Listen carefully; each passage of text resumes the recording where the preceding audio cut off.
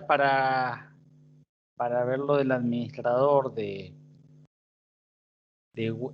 Windows 7, que tiene algunas cositas más que la que trae Windows 10.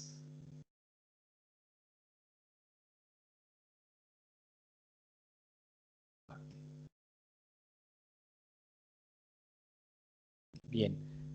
¿Me dicen, por favor, si ahí están viendo la pantalla?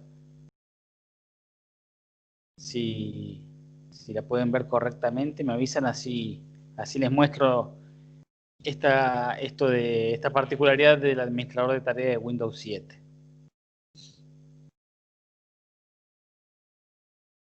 ¿Se ve? Perdón, ¿no? ¿Se ve la pantalla de la PC? Sí, sí, César, se ve. No se te está Muchas, refrescando el chat. muchas gracias. ¿Cómo está refrescando qué? El chat no se te está refrescando, ahí te pusimos que sí, que se veía. Ah, sí, sí, el último mensaje que tengo es el sí se escucha. Ah, bien, gracias. A ver si...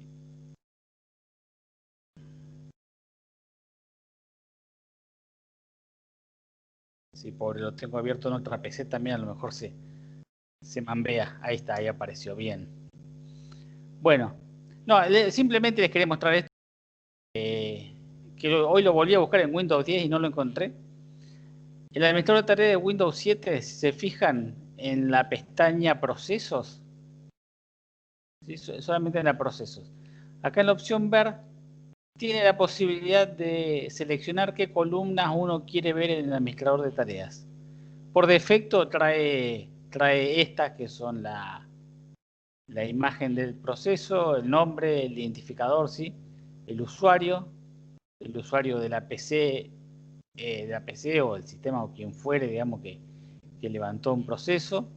Bueno, los servicios, eso ya aparece en otra pestaña, ¿no? El ID de sesión, en el sentido de que podía haber más de una sesión abierta, no simultánea en uso, pero sí abierta. El tiempo, el porcentaje de CPU y tiempo de CPU, ¿sí?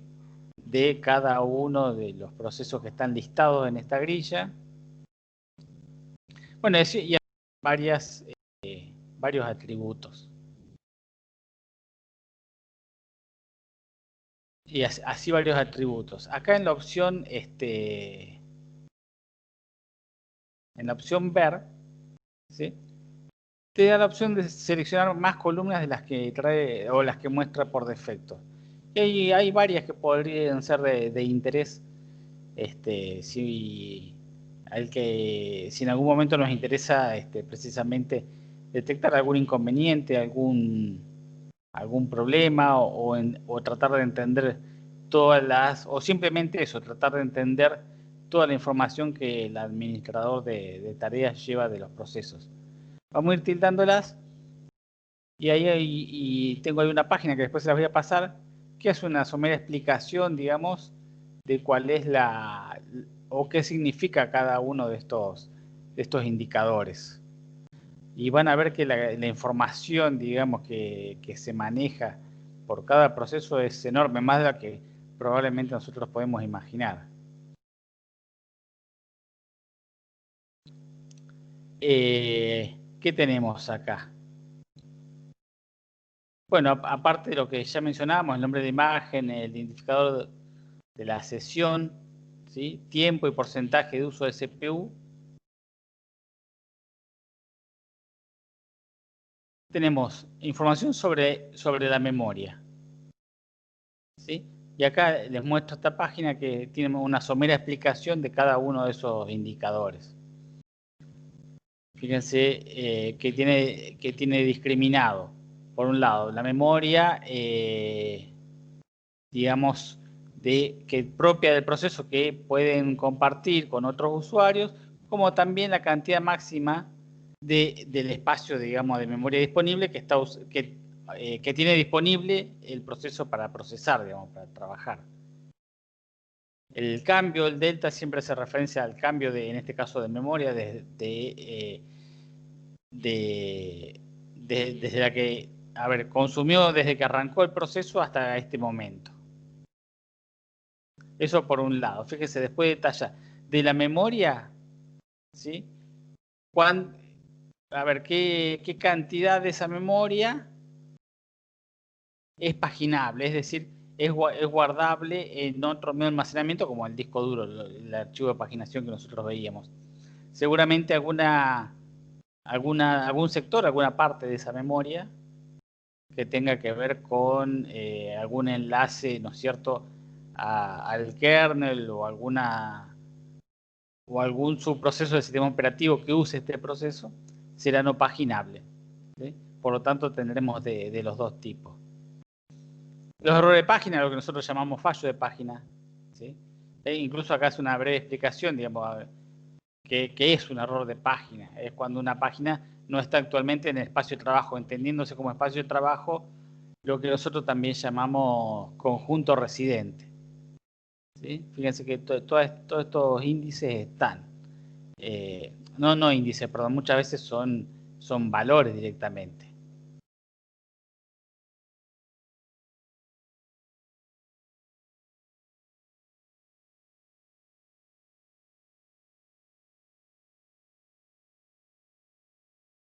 Bueno, la prioridad, perdón, esta no es la prioridad, dije, leí rápido.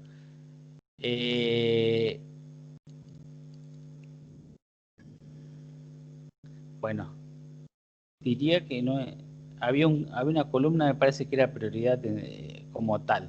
Esto no estoy seguro si es la prioridad, que podría serlo, no estoy seguro. La cantidad de subprocesos que tiene cada proceso, ¿sí? Lo que nosotros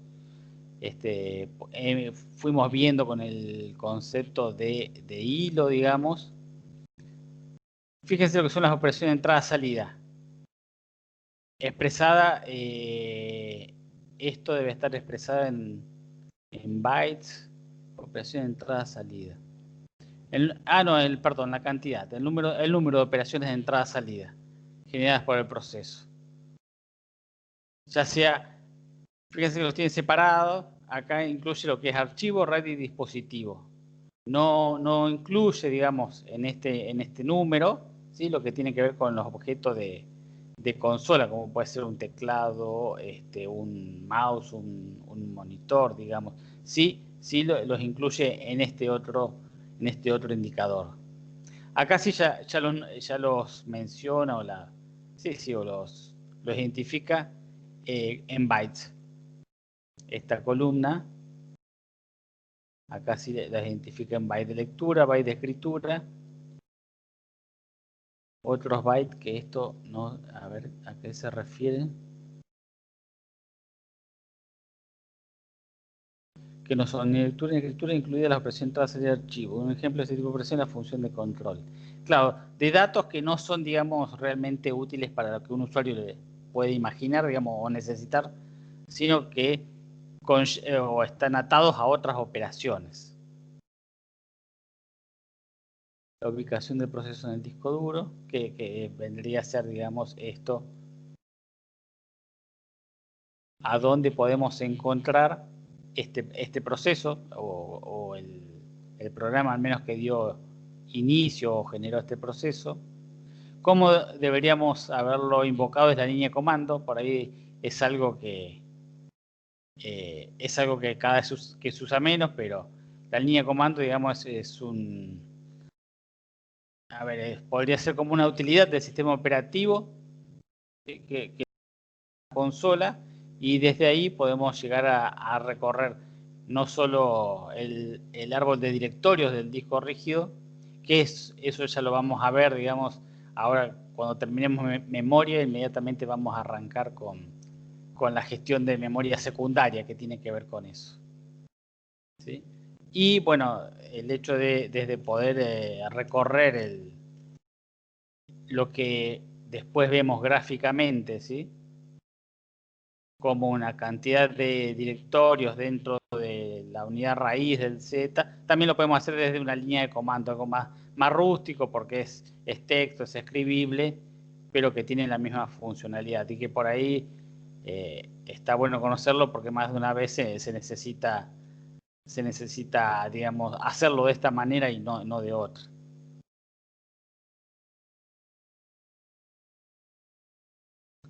Y esto, si llegamos, tiene que ver con la virtualización de las cuentas de usuario. Nosotros, si llegamos, a lo mejor vamos a ver el concepto de virtualización en forma global y a lo mejor aplicada a algún software en particular. Bien, como verán, es increíblemente grande la cantidad de información que maneja. Supongo que tampoco acá está toda, como tampoco estaba toda en el administrador de tareas de Windows 10. Y pensando en algún administrador alternativo que uno pueda contar, ¿sí? Algún software extra que pueda descargar y que me brinde otro tipo de información o que nos muestre de otra manera este tipo de información, seguramente lo va a extraer de lo que el sistema operativo brinda, digamos. El único que tiene la capacidad de obtener esta información y brindarla, ya sea a terceros o al usuario a través de esta forma, va a ser el sistema operativo. Pero bueno, esto solamente les quería mostrar digamos, en esta versión de Windows que brinda más información que la de Windows 10, por lo que pude ver, un poco más detallado esa información, ¿sí? Esa cantidad de ítems que Windows maneja y lo pone a disposición del usuario para alguna tarea o para lo que se necesite. Más allá que es cierto que generalmente no va a ser algo que se usa a diario esto, pero que está disponible, digamos, para el usuario y en particular para el usuario administrador. Bueno, yo les dejo acá les dejo ahí en la llamada este link para que si alguno lo quiere ver y revisar, intenta estar bastante bien explicado, más allá de que no tiene algo más a fondo que lo que vemos acá, ¿sí? Pero me parece que está bastante claro a qué se refiere, digamos. Cuando habla de paginación, ya sabemos que es algo que vamos a encontrar en memoria secundaria, probablemente en alguna alternativa o en algún momento, y aquella zona de memoria no paginable es aquello que también nosotros mencionamos con el nombre de marcos bloqueados, aquellos marcos que no se pueden, digamos, bajar a memoria secundaria. Y precisamente ese concepto lo tenemos que tener presente más en el tema que estamos viendo nosotros, que es la gestión de memoria y en particular el reemplazo de páginas con el reemplazo de marcos con nuevas páginas, que es de donde vamos a continuar ahora. Vamos a hacer Sí.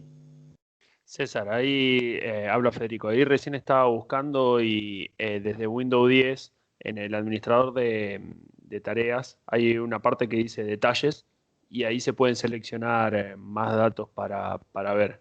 Por si alguno quiere también consultarlo, O sea creería que se que puede.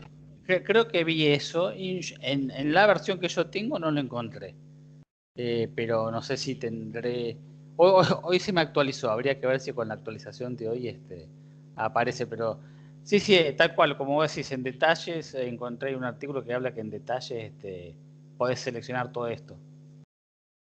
Perfecto, sí, o sea que es más o menos esto que estuvimos viendo, creo. Al menos la página que yo había visto apuntaba a esto, sí.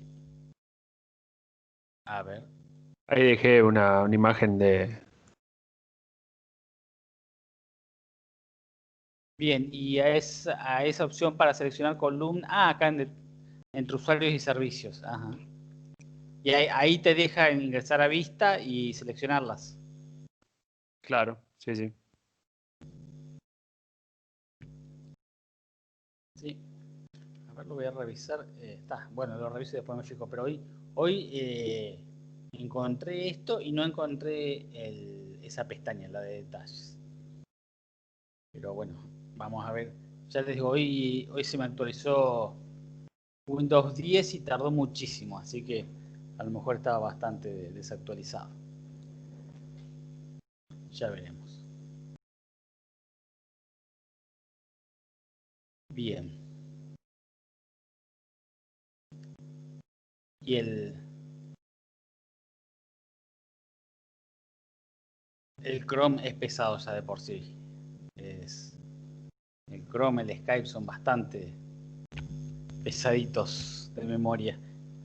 Vieron que ahora Microsoft le está dando mucha manija a este explorador, a la Edge. Sinceramente en memoria lo veo más liviano. Uno ya está acostumbrado, digamos, al otro, al Chrome. Pero en memoria, cuando uno compara, consume mucho menos memoria que el Chrome.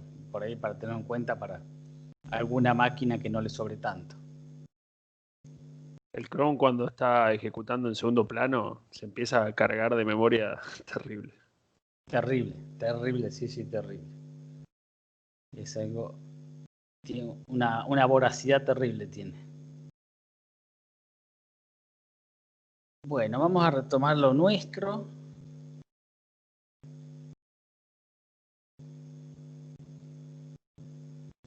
Hoy vamos a terminar de ver este tema de políticas, ¿sí? Así que probablemente terminemos un ratito antes y cortemos, digamos, una vez que finalicemos este tema.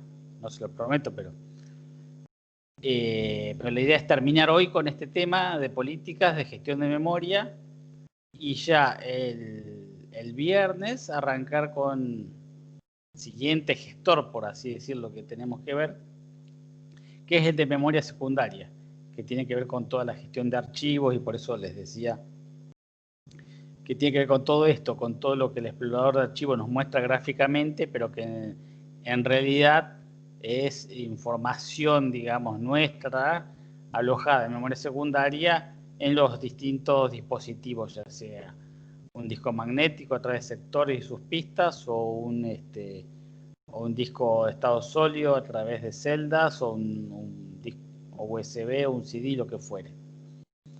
Así que bueno, vamos a ver si hoy culminamos con esta parte para el viernes ya arrancar de lleno con lo que es gestión de memoria secundaria. Bueno, así a modo de repaso, el viernes estuvimos viendo de políticas de reemplazo. ¿Qué fue lo que vimos de las políticas de reemplazo? Sí, en realidad hicimos una comparación entre estas 4 políticas con un ejemplo muy básico, acompañado por un Excel donde a un proceso, que era este proceso de 5 páginas, se le asignaba 3 marcos, ¿sí? En memoria principal para poder ejecutarse. Y lo que hicimos fue una comparativa de cómo fueron trabajando cada uno de ellos, empezando por el óptimo, que era un modelo teórico al cual sería deseable imitar, y que lo que hacía era definir qué marco iba a ser reemplazado en función de lo que pase de aquí a futuro, cosa que era el motivo por el cual era teórico, digamos, sabía de antemano el comportamiento de un proceso. Después vimos el menos recientemente usado, que sí trabajaba con, digamos, con la historia del proceso, que tenía algún costo su implementación, ¿sí? Que no era así tan obvio cómo implementarlo, pero que lo que determinaba es seleccionar la página que hacía más tiempo que no se hacía referencia.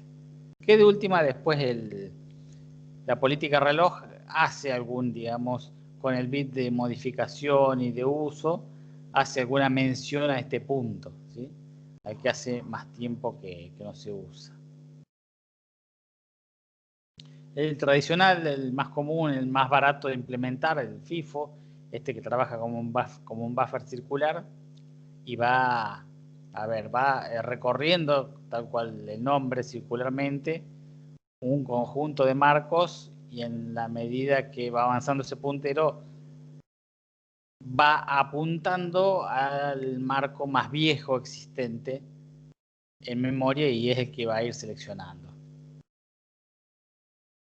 Y bueno, y la última política que vimos fue la de reloj, ¿sí? En sus 2 versiones. La más simple, que usa el bit de el bit de uso a una página y lo evalúa, y en función de evaluarlo, digamos, va a definir cuál es el marco a ser reemplazado con una nueva página.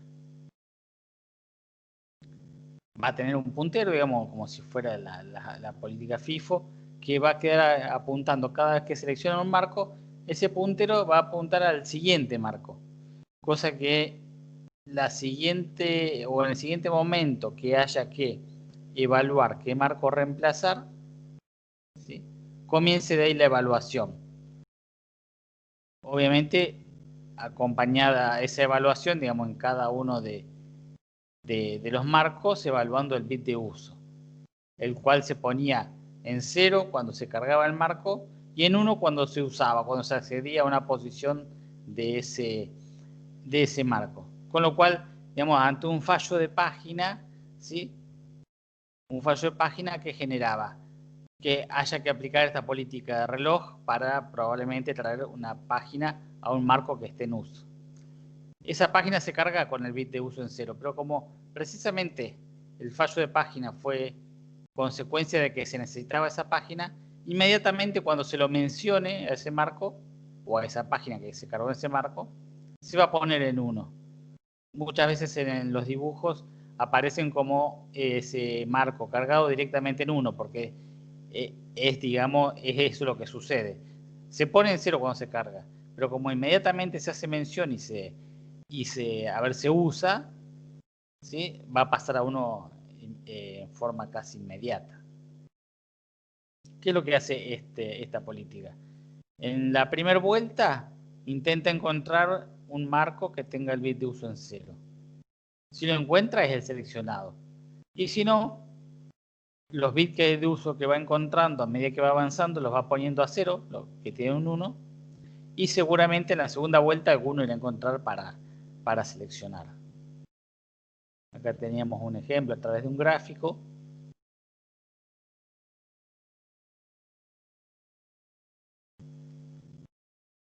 Acá, ¿qué es lo que representaba? Este era el conjunto de marcos, a ver, del cual la política de reloj iba a evaluar, ¿sí? Recuerdan que cuando vimos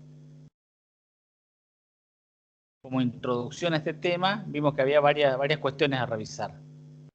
Uno era, ¿cuál era el conjunto de páginas que íbamos a evaluar a ver cuál reemplazábamos? El otro tema era cuántos marcos se reservaban para cada proceso, que nosotros en el ejemplo dispusimos de 3 como una cantidad fija. Y recién el último punto, digamos, una vez habiendo definido cuáles eran las páginas a considerar en cuanto a que iban a ser seleccionables, a ser reemplazadas, definir cuál. Ese último punto es lo que estamos viendo ahora como políticas de reemplazo. Habiendo primero definido el universo de páginas a las cuales se le va a evaluar si se reemplaza o no, la decisión de cuál de las páginas reemplazar tiene que ver con la política de reemplazo, que es lo que estamos revisando en este momento.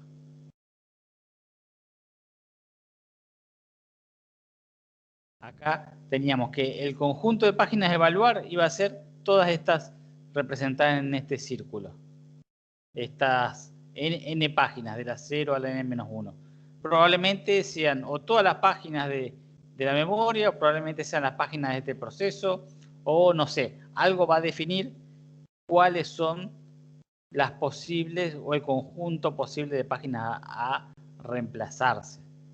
Y la técnica lo que va a hacer es, a partir del puntero, de donde esté alojado el puntero, que siempre va a hacer referencia a la página siguiente, a la última modificada, va a empezar a evaluar según el bit de uso, ¿sí? Si estaba en 0, lo seleccionaría, pero como está en 1, lo pone en 0, avanza el puntero, este también, si estaría en 0 lo selecciona, pero como está en 1 avanza, lo pone en 0 y avanza, y como el bit de uso de esta página, de este marco, perdón, está en 0, es el seleccionado.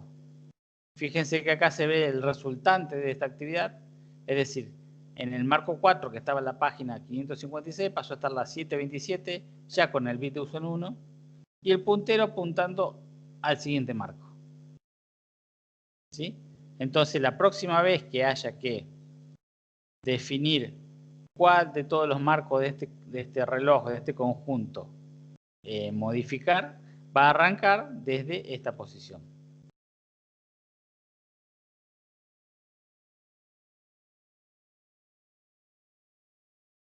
Bien, lo que vimos de esta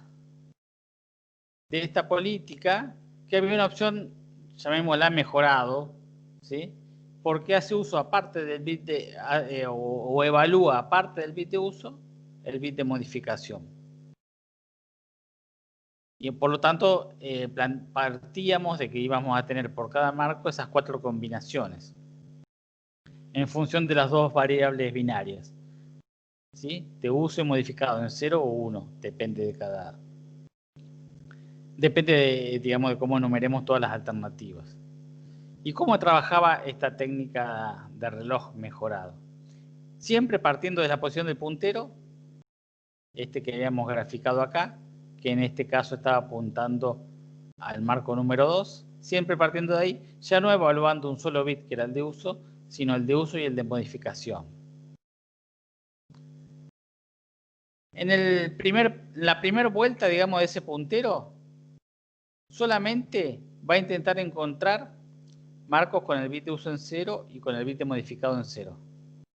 Si alguno de los marcos del reloj, por así, no del reloj, sino del buffer circular, ¿sí? Si alguno de los marcos, los cuales va a recorrer a partir del puntero, tiene el bit de uso en 0 y el bit de modificado en 0, ese es el que selecciona para ser sobrescrito por la nueva página que hay que alojar en memoria. En caso que en esa primera vuelta no encuentre ningún marco con esa combinación, lo que va a intentar buscar es algún marco con esta segunda combinación, siempre con el bit de uso en 0, pero en segunda vuelta con el bit de modificado en 1. Si esta combinación no la encontró, bueno, habrá que ver si encuentra una con esta combinación.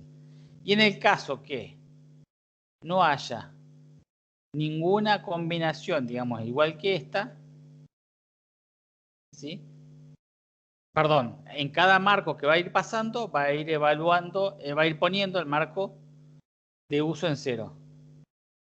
¿Sí? Porque puede ser que eso sea uno de los motivos por el cual no haya encontrado en la primera vuelta un marco en cuestión, como por ejemplo el bit de uso en 1 y el de modificado en 0, o 1 y 1. Está bien, entonces, a medida que va haciendo esta evaluación, si no encuentra los bits de uso en la segunda vuelta, los bits de uso los va poniendo en 0. Y bueno, ya si después de la segunda vuelta no encontró ningún marco en esta condición, ahí sí vuelve a repetir los pasos tal cual los planteamos, donde ahí si nos ponemos a evaluar las alternativas que hay, vamos a ver que sí o sí van a aparecer o esta alternativa o esta alternativa. Con lo cual en la tercera o a lo sumo en la cuarta vuelta, que no sé si va a llegar, va a encontrar un marco con las condiciones que está buscando. Y ese va a ser el seleccionado para el reemplazo. Obviamente parece más costosa esta técnica de reloj mejorado, pero busca, por un lado, digamos, mantener a rajatablas el tema de evaluar que un bit de uso esté en 0, es decir, que haga mucho tiempo o de al menos de los que están presentes en memoria, los que más tiempo hace que no se usan.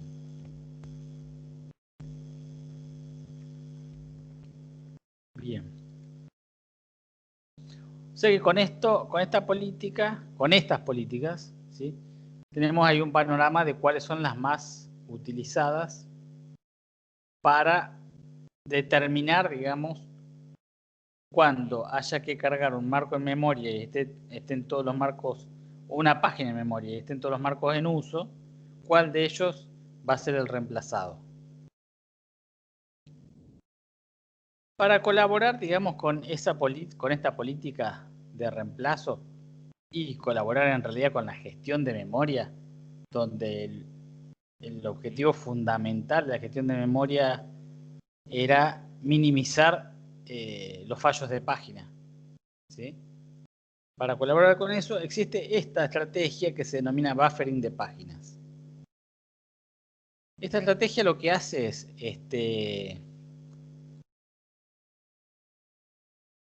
así, para ser dicho en pocas palabras, antes de ver la explicación, es mantener en memoria los marcos seleccionados a ser reemplazados. ¿Y de qué manera? ¿O cómo trabaja, digamos, esta estrategia?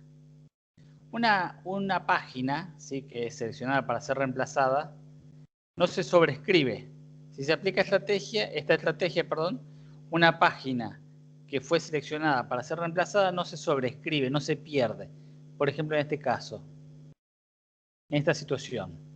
Recuerden que empezamos a evaluar según la política de reloj y llegamos al marco 4, donde se determinó que esta es la página alojada en este marco y va a ser reemplazado. Que como vimos acá, se cargó la página 727. Bueno, la idea es que el contenido de esta página no se pierda. No se pierda al sobreescribirse como figura acá, o como lo muestra acá, con la página 727. Que el contenido de esa página se mude, por así decirlo. ¿Sí? No se pierda, no pierda la memoria. ¿En qué sentido? No se pierda de memoria. ¿En qué sentido? Esa página seleccionada para ser reemplazada se asigna al final de una lista, es decir, permanece en memoria. ¿Sí? Al final de una de estas dos listas. O una lista de páginas libres o una lista de páginas modificadas. ¿Para qué? Para que esa página que se seleccionó, digamos, para reemplazar, permanezca en memoria y en el caso de ser necesitada inmediatamente o prontamente, se pueda recuperar sin tener que recurrir nuevamente a un fallo de página en la memoria secundaria, con lo que eso cuesta. ¿Está bien? Por eso dice que el buffering de páginas es una estrategia que mejora el rendimiento de la paginación. Y esto, ¿por qué dice que permite el uso de políticas de reemplazo sencillas? Hace que, digamos, se puedan aplicar políticas de reemplazo no tan sofisticadas, porque precisamente esta estrategia apoya los errores que puedan cometer las políticas de reemplazo simples. ¿Sí? Le quitan la necesidad de sobrecarga en la evaluación a la hora de reemplazar una página y de esa manera permiten el uso de políticas de reemplazos simples, sin tanto rebusque, ¿tá?, como para poder socorrerla en el caso de que una página que haya sido seleccionada para ser reemplazada se necesite en forma casi inmediata o muy pronta. ¿De qué manera? Esas páginas seleccionadas no se van a perder, van a ir al final de una lista. Puede ser de páginas libres o de páginas modificadas y ya veremos en función de qué motivo, digamos. ¿Cuándo van al final de la lista de páginas libres? Van al final de la lista de páginas libres cuando esa página no estaba modificada. ¿Está bien? Cuando esa página estaba, exactamente igual que como cuando se subió a memoria por primera vez. ¿Está bien? Mientras que todas aquellas páginas que fueron seleccionadas y estaban modificadas van a ir al final de esta lista, la lista de páginas modificadas. ¿Sí? Es decir, ¿con qué características ambas listas? Todas se mantienen en memoria. Hagan de cuenta como que sería un caché de páginas. Yo le puse un signo de pregunta y un signo de admiración porque más o menos es lo mismo. O es lo mismo en cuanto a la funcionalidad. La idea es que permanezcan en memoria esas páginas, obviamente un tiempo más, con el objetivo de que si prontamente se necesitan de nuevo, se pueda, digamos, acceder a ellas en forma eficiente, en forma rápida. ¿Qué ventaja tiene o por qué esta definición de lista de páginas libres y lista de páginas modificadas? La idea de llevar al final de la lista de páginas modificadas todas aquellas páginas que se seleccionaron para ser reemplazadas pero están modificadas, hacen, entre otras cosas, hacen posible que el sistema operativo las escriba en tanda, en grupo, a memoria secundaria. A ver, ¿y por qué digo esto? Si una página se selecciona para ser reemplazada y está modificada, ¿sí? Antes de ser en condición sin esta estrategia de buffering de páginas. Si una página se selecciona para ser reemplazada y fue modificada, antes tiene que escribirse en memoria secundaria para no perderse los cambios. Esto lo que hace es agrupar en esta lista de páginas modificadas todas aquellas páginas que fueron modificadas y seleccionadas para ser reemplazadas. Tal que el sistema operativo puede escribirla en grupo, digamos, en masa, en todas juntas, ¿sí? Quizás en menos operaciones de entrada-salida que si lo haría una por una. Todas irían a parar a su correspondiente zona de memoria virtual. Eso por un lado. Y por el otro lado, la lista de páginas libres, que es aquella lista a la cual irían a parar las páginas que no fueron modificadas, ¿sí? Trabajaría como una reserva, primero de páginas libres, ¿sí? Cada vez que se necesiten nuevas páginas, el gestor de memoria va a ir a buscar primero de la lista de páginas libres. ¿De dónde? No del final, de donde se agregaron las últimas, sino del principio. Esto también va a trabajar con una política FIFO, digamos. Las páginas van a ir entrando, ¿sí? Y las últimas páginas que vayan entrando van a ir a la cola, al final. Y cuando el sistema operativo necesite reemplazar páginas libres, irá a tomar de la cabecera, ¿sí? ¿Qué va a permitir esto? Que esas últimas páginas que fueron a parar al final de la lista de páginas libres, si en el corto lapso de tiempo a futuro se necesitan, aún están en memoria y se pueden recuperar de ahí.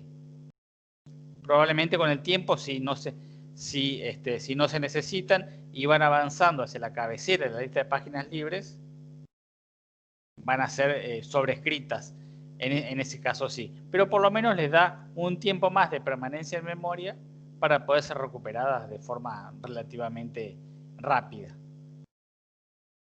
Entonces lo que va a hacer es el sistema operativo va a ir, a medida que necesite marcos libres, va a ir tomando de la cabecera de esta lista de páginas libres. Y bueno, en ese caso ahí sí se irán perdiendo sus contenidos, pero por lo menos cada una de las páginas estuvo un tiempo extra en memoria por si el proceso que la perdió la vuelve a necesitar.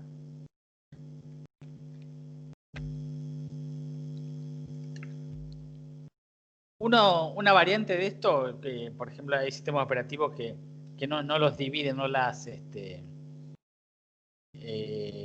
no las identifican. Por ejemplo, el iOS, el sistema de las Macintosh, usa buffering de páginas, pero no las divide, ¿sí? No las tiene identificadas, tiene una única lista de páginas. Es decir, cada vez que una página se reemplaza, va al final de esta lista. ¿Está bien?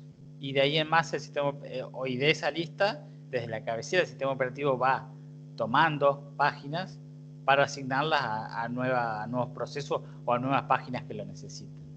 Pero bueno, esta versión de 2 listas de páginas, digamos, es la más sofisticada en ese sentido.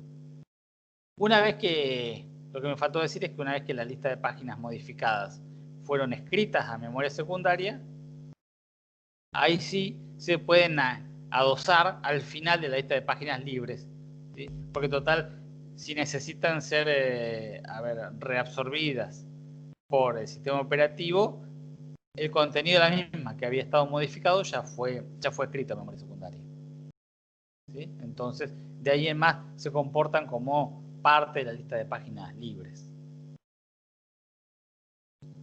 ¿Se entendió cuál es el objetivo de estas dos listas de páginas, dicho así en pocas palabras, dicho así en pocas palabras, tiene que ver con mantener en memoria un tiempo extra las páginas seleccionadas para el reemplazo, por si esa elección fue mala, ¿sí? Por si la elección fue mala y en el breve lapso de tiempo se vuelve a necesitar, se necesita acceder para evitar, digamos, un nuevo fallo de página y poder recuperarlo directamente desde alguna otra zona de memoria.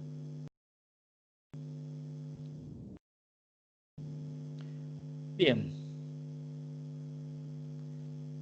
Y en este tema, que es el último que nos queda para completar la unidad, vamos a ver un montón de puntos que los fuimos mencionando a lo largo de la unidad esta en particular, incluso recientemente, y que creo que con esto podemos llegar a redondear, digamos, todos los conceptos que estuvimos viendo. Vieron que con memoria virtual, si ya con paginación había alguna novedad que tenía que ver con que el proceso no necesariamente tiene que tener memoria contigua, con memoria virtual se le agrega como novedad que no es necesario que todo el proceso esté en memoria principal, que toda la imagen del proceso, ¿sí? Solo con que haya una porción del proceso en memoria principal y que el proceso pueda correr, la memoria virtual da soporte para ese mecanismo, obviamente acompañada de hardware. Bien. Entonces, la gestión del conjunto de residente tiene que ver con definir para los distintos procesos de qué tamaño va a ser esa cantidad de páginas que coexistan en memoria principal. De qué cantidad de marcos, ¿sí? Cuánta memoria va a poder tener disponible un proceso para alojarse en memoria principal.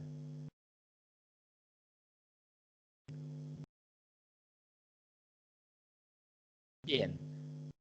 Bueno, ¿cuáles son los dos extremos a evaluar? Y después seguramente notaremos que siempre será una solución de compromiso entre dos variables opuestas, por así decirlo, ¿no? Cuanto menos memoria pensemos en los procesos, cuanto menos memoria le asignemos a cada proceso, obviamente vamos a poder tener más procesos en memoria. ¿Sí? Si a cada proceso le damos poca memoria, cuando veamos la cantidad de procesos en memoria, vamos a ver que podemos llegar a tener muchos, precisamente porque la memoria la vamos a poder dividir entre todos los fragmentos de procesos que podamos cargar. ¿Esto qué me va a brindar? Una mayor posibilidad de que en algún momento encontrar algún proceso listo. Al menos visto desde el punto de vista de la CPU, va a ayudar a que la CPU siempre tenga algún proceso disponible para ejecución. Es decir, si una memoria la tenemos únicamente con 2 o 3 procesos, es muy probable que en algún momento esos 2 o 3 procesos estén bloqueados y la memoria se encuentre, digamos, sin ninguna tarea que realizar, ¿sí? En desuso, por decirlo de alguna forma. En cambio, si tenemos en la memoria un montón de procesos, ya es más probable que algún proceso esté en estado listo en algún momento, que siempre haya algún proceso en estado listo para ejecución. Ahora, esta situación, más allá que es deseable para la CPU en el sentido de que podría siempre tener algún proceso para ejecutar, como no es todo ejecución, también va a ser contraproducente en el sentido que al ser los procesos más chicos, más seguido van a generar fallos de página. ¿Sí? Es más, no sé si le prestaron atención a alguno de los procesos que vimos acá en el administrador de tareas, en la columna que mencionaba los errores de página, eran números altísimos. No sé si lo dejé. Mire lo que son estos números. ¿Sí? Hay procesos que generan altísimos números de página, más allá que sean imperceptibles a lo mejor para nuestro trabajo. En realidad es un costo elevado que habría que tratar de evitar, digamos, siempre y cuando se puedan minimizar. Como verán, son inevitables los fallos de página. Pero sería un número que debería tratar de minimizarse para mejorar globalmente la ejecución de los programas en su conjunto. Y bueno, con esto de determinar cuánta memoria asignar, cuántos marcos asignar a un proceso, es decir, esto de definir su conjunto residente, tenemos en el otro extremo que cuanto le asignemos más cantidad de memoria, ¿sí? Vamos a poder tener en memoria menos procesos.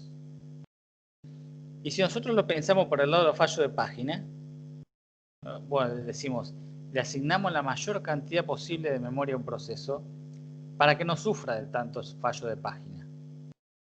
Es más, uno podría pensar, le asignamos todo, si se puede, una memoria igual al tamaño del proceso, cosa que no tenga posibilidad de generar fallos de página.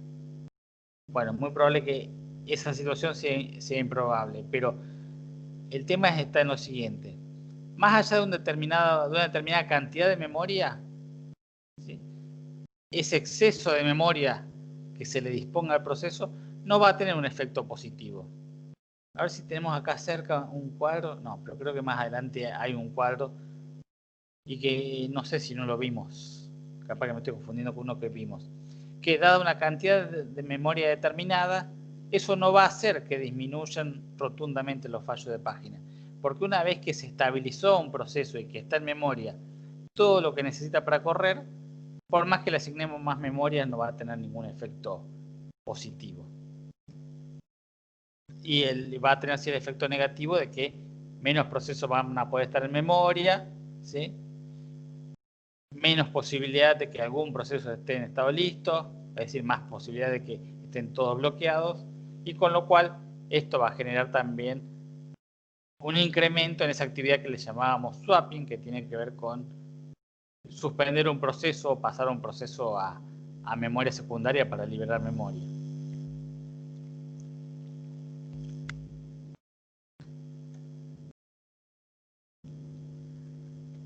Bien, y acá sí vamos hablando de determinar el tamaño del conjunto residente de un proceso. Acá sí ya vamos a hablar de dos políticas bien definidas. Una, que es la de asignación fija, y que como su nombre lo dice, a un proceso para ejecutarse se le asignan de entrada un número fijo de marcos. ¿En función de qué se le asignan esto? En función del tipo de proceso, en función de alguna solicitud que puede haberse hecho en la creación, ya sea que un padre solicitó un proceso hijo o que algún compilador propuso o proveyó, digamos, alguna información en cuanto al tamaño del proceso. En información histórica, ¿sí? Un sistema operativo podría digamos, tener una idea aproximada del consumo de un proceso en función de estadísticas históricas. Con lo cual, en la medida que se dé esto, se dice que la asignación es fija, cuando inicialmente se le otorga un número fijo de marcos en los cuales va a poder disponer de la ejecución. No sé si se acuerdan el ejemplo que veíamos en el Excel de un proceso de 5 páginas y que tenía 3. En un momento determinado, es decir, durante toda su vida tenía 3 para acomodar sus páginas y ejecutarse. Bueno, ese sería un ejemplo de asignación fija. Y por el otro lado, ¿sí? Cuando se habla de asignación variable, se habla de un número de marcos que obviamente van a arrancar con algún valor, pero que con el tiempo pueden variar, ¿sí? No es que se van a mantener constantes durante todo el tiempo. ¿En base a qué? Por ejemplo, acá se menciona como un valor a evaluar a la hora de modificar la cantidad de marcos que tiene un proceso, los fallos de página. Un proceso, por ejemplo, que genera muchos fallos de página, el sistema operativo se le podría otorgarle marcos extras. Es decir, si empezó con 3 marcos y la tasa de fallo de página es alta, podría ir incrementándoselo hasta una determinada cantidad, que obviamente siempre va a ser manejable por el sistema operativo. Es decir, ya sea que que siga generando o no, probablemente una cantidad que en algún momento se estabilice, o que sea imposible, digamos, por la disponibilidad que haya. Bueno, y al revés también. Si a un proceso se le asigna, imagínense a ese proceso ejemplo que nosotros tomamos. Se le asignaron de entrada los 5 marcos que tenía, o que componían o que hubiera ocupado el proceso completo en memoria. A medida que se determinase que la tasa de fallo de página es baja de ese proceso, probablemente el sistema operativo podría reducir esa cantidad de marcos, ¿sí? Otorgarle alguna cantidad menor, entendiendo que no hace falta que tenga tantos marcos asignados.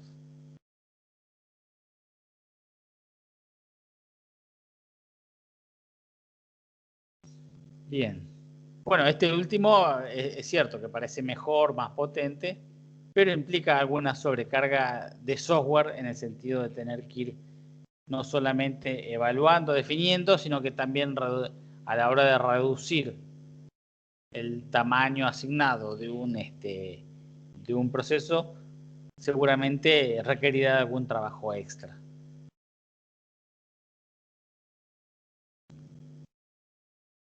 Bien. Este ámbito de reemplazo es el segundo tema que tiene que ver con la gestión del conjunto residente, y se lo refresco que lo habíamos mencionado cuando arrancamos políticas de reemplazo, para que vean la relación que tiene con el tema que vimos recién. ¿Se acuerdan que dijimos que este punto 2 tenía que ver con cuántos marcos reservar para cada proceso? Es lo que mencionamos recién. Si la asignación va a ser fija o va a ser variable. Bien, ahora vamos a ver este punto. El determinar cuál es el conjunto de páginas que van a ser consideradas a la hora de tener que reemplazar una ocupada, por así decirlo, ¿sí? Lo que vamos a ver ahora tiene que ver con eso. ¿Cuál va a ser el conjunto, el universo de páginas sobre el cual después se va a aplicar la política de reemplazo? Es decir, ¿cuál va a ser el grupo de páginas a considerar para hacer el reemplazo? Y ahora vamos a mencionar también las dos alternativas que hay con respecto a ese tema, digamos. Así como recién vimos las políticas de asignación, ahora vamos a ver el tema del ámbito, el definir cuáles van a ser ese conjunto de páginas candidatas a ser reemplazadas. Esto, ¿cuándo se pone en marcha, por así decirlo? ¿Cuándo se activa? Cuando se produce un fallo de página y no existen páginas libres. Obviamente, de existir páginas libres, nada de esto se necesita, ¿sí? Si hay una determinada cantidad de páginas libres, toda esta serie de decisiones y de evaluaciones no sería necesario. Así que acá nos tenemos que ubicar siempre a la hora de pensar en esto, que esto se define en función de que se produjo un fallo de páginas y no existen páginas libres. Bien. En esto del ámbito de reemplazo hay dos alternativas. Recuerden que estamos definiendo cuál es el conjunto de páginas a evaluar que van a ser reemplazadas. Tenemos un ámbito de reemplazo local, que lo que define es que la página que se va a reemplazar, ¿sí?, es una del conjunto del proceso que produjo el fallo de página. Si el proceso X produjo un fallo de página, el conjunto de páginas a evaluar, a ser sobrescritas, a ser reemplazadas, pertenece al propio proceso. Contra la alternativa, la otra, la global, que en realidad selecciona una página entre todas las páginas de memoria principal, independientemente del proceso que produjo el fallo de página. Es decir, si el proceso X produjo el fallo de páginas, el conjunto de páginas va a ser reemplazado, va a estar formado por el propio proceso más todos los otros procesos que existan. Es decir, cualquiera de ellas va a ser candidata a ser seleccionada por la política de reemplazo. El ejemplo que planteamos nosotros en el Excel, ¿cuál de estos dos ámbitos de reemplazo usaba? Local.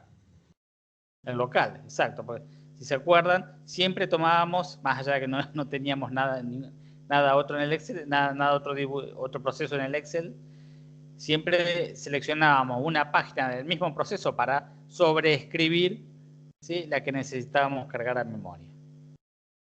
Mientras que en un esquema global, seguramente va a haber otro proceso, no seguramente, puede que la página seleccionada para reemplazar pertenezca a otro proceso, con lo cual ese proceso va a perder, digamos, una página que tenía, ¿no es cierto?, reservada para su ejecución, a beneficio de este proceso que produjo un fallo de página. O sea que ahora nos quedaría ver cuáles son las alternativas, porque en lo que es gestión de conjuntos residentes trabajan, digamos, correlacionadamente, tanto el ámbito de reemplazo como la asignación. Tenemos dos variables, ambas binarias, ¿sí?, que sabemos que la asignación puede ser fija o variable, y el ámbito de reemplazo puede ser global o local. Vamos a ir viendo cada una de estas alternativas a qué nos estamos refiriendo.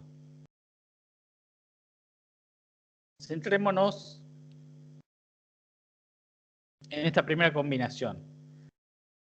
Asignación fija, que cuando dijimos de asignación fija hablábamos de un número fijo de marcos disponibles para la ejecución. Eso por un lado, y ámbito de reemplazo, están al revés los títulos, y ámbito de reemplazo local. Bien. ¿Qué tenemos? Este es el típico ejemplo de... perdón, no es el típico ejemplo. Es exactamente el ejemplo que nosotros utilizamos, ¿sí?, donde un número fijo de marco para el proceso, ¿sí?, y el ámbito de reemplazo local. ¿Cuáles las características de esta combinación? Que tiene como desventajas que si inicialmente se reservaron pocos marcos, es muy probable o altamente probable que la tasa de fallos o los fallos de páginas sean altos. ¿Por qué? Porque el conjunto residente, digamos, que va a tener disponible para la ejecución, va a ser menor a su óptimo, por así decirlo, ¿sí? Entonces, es muy probable que continuamente se produzcan fallos de página.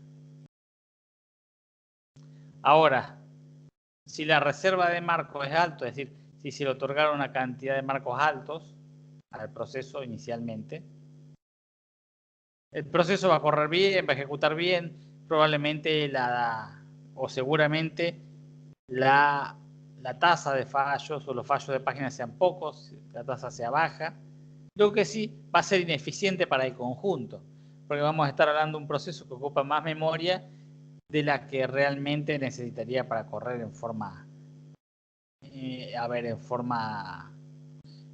potable, por así decirlo, ¿sí? Es decir, que con menos memoria podría correr sin problemas.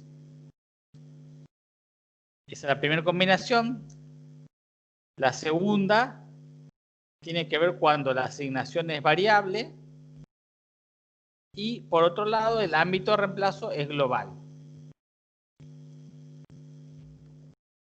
Acá que estamos hablando, que la cantidad de marcos disponibles para un proceso no es fija, es variable, puede ir variando a lo largo del tiempo, y esto se condice con que el ámbito de reemplazo sea global. ¿Por qué? Porque probablemente si una de las páginas que necesita el proceso, digamos, va a sobreescribir un marco de otro proceso, va a sumar una página a su conjunto residente, con lo cual ahí va a ir variando el número de marcos que tiene para ejecutarse. Y seguramente el otro proceso que perdió va a disminuir en 1 su cantidad de páginas asignadas. ¿Sí? Claro, la dificultad de esto en qué está. En que hay que, lo que propone, digamos, esta técnica es evaluar cualquier marco de la memoria, ¿sí? Con alguna de las políticas de reemplazo, ya sea la menos recientemente usada, la FIFO, la política de reloj, ¿sí? Y esto lo hace un tanto más dificultoso. Bien, también es cierto que todo esto siempre va a estar apoyado, y no hay que olvidarse, en estas técnicas, que el buffering de páginas es una estrategia, digamos, que viene para brindar apoyo a esta situación, a la problemática de las decisiones complejas y probablemente a veces erróneas, vistas a futuro. De las 4 alternativas ya vimos 2, que era asignación fija con un ámbito local de reemplazo, asignación variable con un ámbito global, y nos quedan otras 2 que son la asignación variable con un ámbito de reemplazo local, que esta a principio si uno lo piensa parecería incongruente, porque si definimos que el ámbito de reemplazo va a ser local, nunca, uno podría pensar que nunca va a cambiar, digamos, la cantidad de marcos asignados a ese proceso. Pero para que esta combinación se pueda dar, digamos, la estrategia es la siguiente. Inicialmente a un proceso se le asignan una determinada cantidad de marcos, en función de lo que dijimos, de la naturaleza del proceso, de la historia, de un montón de variables que podrían llegar a sucederse. Cuando sucede un fallo de página, uno de sus marcos, ¿sí?, es el reemplazado. O sea que de esa manera se mantiene, digamos, el ámbito de reemplazo global. O se lleva a cabo el ámbito de reemplazo global. Cuando ocurre un fallo de página, siempre se reemplaza un marco propio, es decir, del proceso que produjo el fallo. Lo que sí, cada tanto se va a reevaluar esta asignación. ¿En qué sentido? Cada determinada cantidad de tiempo, en función de la tasa de fallos de página, se irá a determinar si, en el caso que sea excesiva esa tasa de fallo de página, si necesita asignársele algún marco extra, ¿sí? O en el caso que sea muy baja esa tasa de fallo de página, probablemente el proceso sufra de una quita de marcos, entendiendo que tiene más memoria de que necesita para correr sin mayor inconveniente. Y la otra alternativa que nos quedaba por mencionar, que en realidad esta no aplica porque no es inconsistente una con la otra, ¿sí?, es de asignación fija y global, digamos. Esta combinación no se podría dar porque, por un lado, se habla de una asignación fija, es decir, una cantidad constante de marcos, lo cual no va de la mano con un ámbito global, porque en el en el caso que se produzca un fallo de página de un proceso que tenga asignación fija, probablemente elegir una página de otro proceso haría que la asignación ya deje de ser fija. Este sería el esquema en forma de cuadro de las combinaciones de reemplazo y asignación. ¿Sí? Por un lado, que decíamos, cuando el reemplazo es local y la asignación es fija, se da que el número de marcos asignado a un proceso fijo, las páginas que se van a reemplazar se eligen dentro de los marcos y esa combinación se mantiene en el tiempo. A diferencia de que si el reemplazo es local y la asignación es variable, ¿sí? Frecuentemente se evalúa, digamos, esa asignación como para determinar la posibilidad de modificarla. Y bueno, esta última, la del costado de acá abajo a la derecha, digamos, es la más, ¿cómo decirlo? La más amplia, en el sentido que cuando se produce un fallo de página o un proceso produce un fallo de página, ¿sí? El reemplazo se evalúa globalmente, es decir, no solo entre las páginas de ese proceso, sino que en toda la memoria. Con lo cual va a terminar definiendo una asignación variable, porque seguramente se incremente, o probablemente se incremente la cantidad de marcos que tiene asignado en desmedro de otro proceso que va a ir disminuyendo.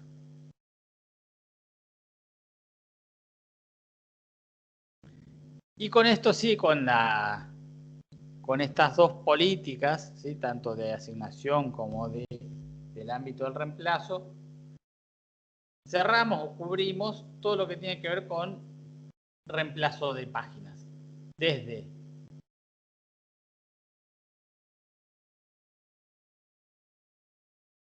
las políticas en sí mismo, ¿sí? Desde la política en sí mismo, hasta la definición de... perdón. Estaba antes. Desde las políticas en sí mismo, que era lo del punto 3, hasta la definición de el conjunto de páginas a considerar para aplicar esa política y la cantidad de marcos a reservar para un proceso que están íntimamente relacionadas estas dos. Siempre tengamos presente que todo esto va a suceder, digamos, cada vez que se produzca un fallo de página y no haya páginas libres. Sí, todo esto se va a ver acompañado o apoyado por esta estrategia que se denomina buffering de páginas, que la idea es que una página que fue seleccionada para ser reemplazada no abandone memoria principal inmediatamente, sino que se sume, ¿sí?, a un par de listas, a una de estas listas en realidad, o a la de libres o a la de modificadas en función de su condición en ese momento, si fue modificada o si en realidad no fue modificada, para permanecer un tiempo más en memoria en caso de que sea necesaria y no tener que recurrir, digamos, a la memoria secundaria.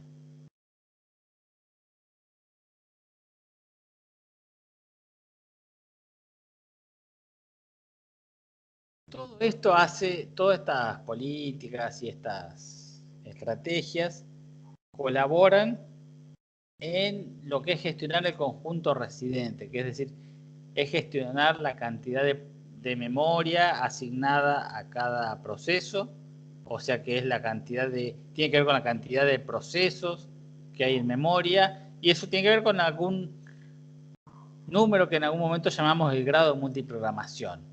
La gestión del conjunto residente tiene que ver con eso, con el control y la definición del grado de multiprogramación.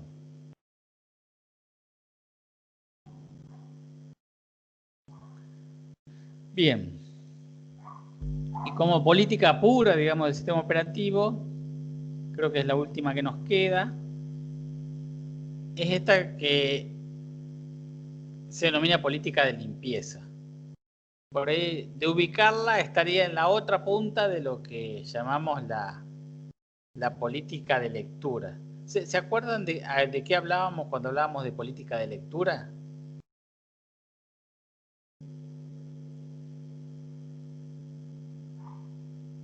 Que lo vimos al principio de esta unidad. Perdón, al principio de este tema de políticas. ¿Qué le suena a política de lectura?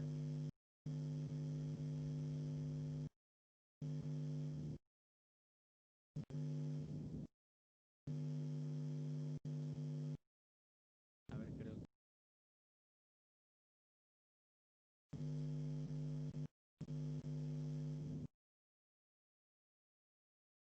Mano. La política de lectura tenía que ver. La política de lectura tenía que ver con. Está, no hay problema. O de recuperación, a lo mejor. Tenía que ver con el momento en que una página que estaba en memoria secundaria se cargaba a memoria principal. Sí, sí, demasiado silencio.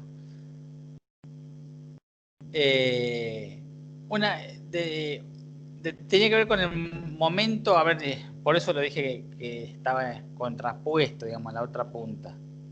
Cuando una página se traía de memoria secundaria a memoria principal. Y que esta política tenía dos alternativas. Bajo demanda, ¿no es cierto? O en forma adelantada. Es decir, con esto iba a subirse, por así decirlo, creciendo que la memoria principal está más arriba, o a copiarse en memoria principal una página, ¿sí? De memoria secundaria precisamente a la RAM. Bueno, la política de limpieza está en la otra punta. ¿Cuándo se va a hacer lo inverso? Probablemente viéndolo así les puede ayudar a quedar el concepto más fijado. La política de limpieza define precisamente, ¿sí?, cuando una página que se modificó se debe escribir en memoria secundaria.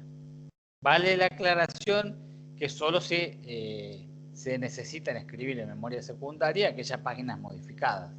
Es decir, si un programa, ¿sí?, yo hago un programa, lo ejecuto, el programa finaliza, toda la parte de memoria donde fue almacenado las líneas de código del programa, ¿sí?, eso no tiene ninguna necesidad de escribirse en memoria secundaria una vez finalice. Sí va a existir la necesidad de copiar la memoria secundaria, todo aquello que se haya modificado, todo aquello que haya sido plausible de cálculos, de, no sé, de formateo, de lo que fuere, ¿sí? Entonces la política de limpieza refiere a ese momento, o a esa definición, cuando una página que se modificó se debe escribir en memoria secundaria. Y hay dos alternativas también, con incluso nombres muy similares, digamos, a lo que eran las políticas de lectura o de recuperación. Fíjense, bajo demanda, es decir, esta primera solución, digamos, esta primera versión de la política de limpieza, hace referencia a que se escribe en memoria secundaria una página en el preciso instante, ¿sí?, en el preciso instante en que se selecciona para su reemplazo. Mientras que si se maneja una política de limpieza adelantada, la idea es que se escriban en memoria secundaria los marcos antes que se necesiten. Es decir, no es necesario que un marco haya sido seleccionado para ser reemplazado para ser escrito. Antes incluso de que sus marcos se necesiten para ser usados o sus marcos se necesiten para que se copie o se suba a otra página del proceso, ¿sí? Si se hace antes de ese momento, se considera que la política utilizada es adelantada. Esta segunda opción tiene como ventaja la escritura en lotes. Es decir, al sistema operativo le permite escribir en forma masiva todas aquellas páginas modificadas que son las que se necesitan volver a escribir, probablemente en algún momento donde pueda determinar que, no sé, la utilización de la CPU lo permite, digamos, por ejemplo, ¿sí? O que hay pocas operaciones de entrada-salida y entonces podría tranquilamente dedicarle o cargar el dispositivo de memoria secundaria asignado para esto con esta operación de escritura. Ahora, la política de limpieza. Claro, sería algo similar a lo que habíamos visto para memoria caché. Lo que sí, la política bajo demanda va a ver, no sé si infringir, va a obligar a una penalización en el caso que se utilice. ¿En qué sentido? Si una página, ¿sí?, se escribe solo cuando se ha seleccionado para ser reemplazada, o sea que se escribe en el momento que una página necesita cargarse y se va a usar el marco que esa página está ocupando en ese momento, ¿sí?, la va a penalizar. ¿En qué sentido? Porque primero va a tener que esperar esa página para cargarse en memoria principal, va a tener que esperar que esa página se escriba en memoria secundaria, para recién después poder cargarse a memoria principal. Esta política, digamos, bajo demanda, tiene como inconvenientes esa penalización por sobre la página que hay que cargar, porque precisamente va a tener que esperar que esa página se escriba en memoria secundaria.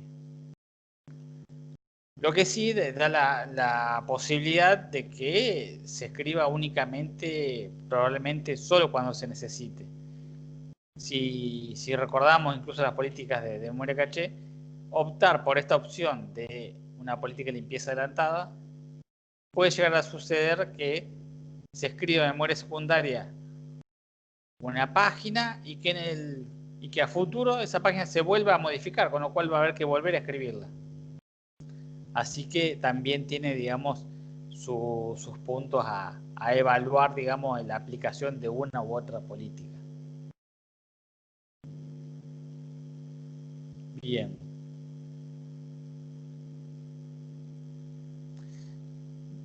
Relacionándolo con el tema de buffering de páginas, ¿sí?, que se acuerdan que algo incluso les comentaba.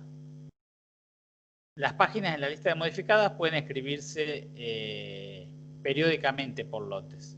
Y tiene que ver con esta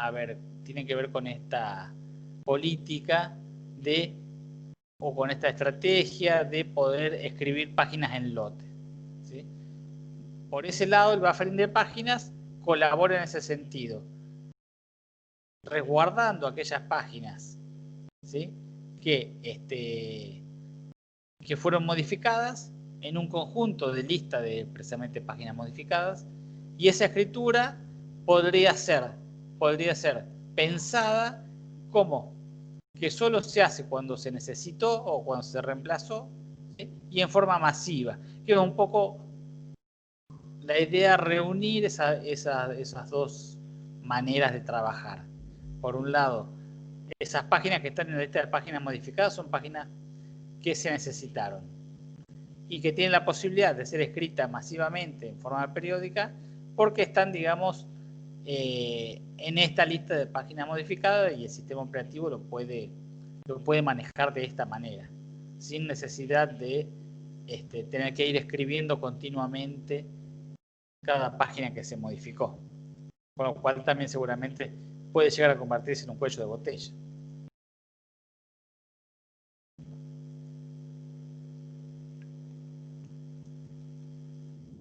Bien. Este buffer, César, está en el área de memoria del sistema operativo. Este buffer, sí, va a pertenecer a esa zona del sistema operativo reservada, a esa zona de memoria reservada por el sistema operativo, cuyos marcos están bloqueados, incluso no son seleccionables a la hora de reemplazar alguno de ellos. Sí, es como los buffers de entrada-salida, como todos la zona dedicada a las tablas de páginas y de segmentos. Es parte de la memoria reservada por el operativo.